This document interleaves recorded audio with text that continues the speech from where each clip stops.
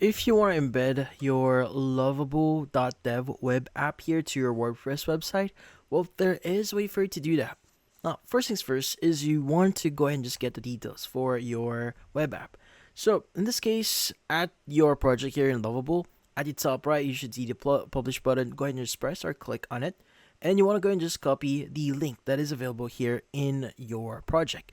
Now, if you haven't published your project here, just publish it first and the link should be available. Let's go and click on copy.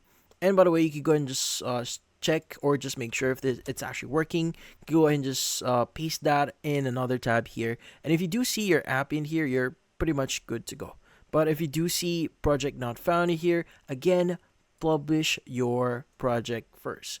But once it's actually published, we could go and just head over into our WordPress website. Now, in your WordPress website, you want to go ahead and just go to the website. You want to go to Pages, click on it. And from here, just basically visit the page that you want to add your Lovable project. So for example, I have a sample page here that I want. Let's go ahead and click on Edit. And in here, in the editor for your website, you want to go and just add a new block. Well, I'll go and click on the plus button here. And from here, you want to go and choose the following. Let's go and click on Browse All here.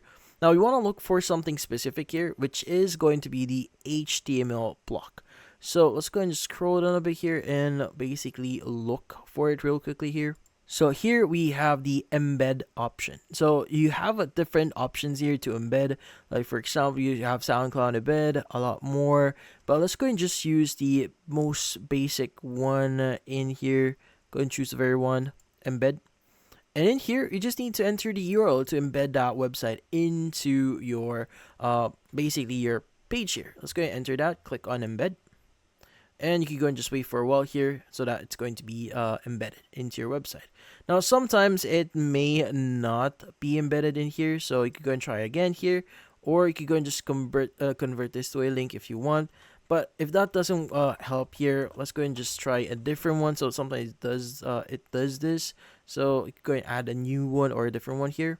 You could also use the following. It's going to be custom HTML here. So just in case the first one doesn't work for you. So let's go and choose this one. Now from here, you can go and write the following HTML. Now, by the way, I'm going to use the following one that you get this. So this is just the generic iframe tag that you could get online. So by the way, this is from a website here, so you can go and visit this if you want. But I'll be showing you how to edit that as well. But let's go and copy that first. Paste that in here.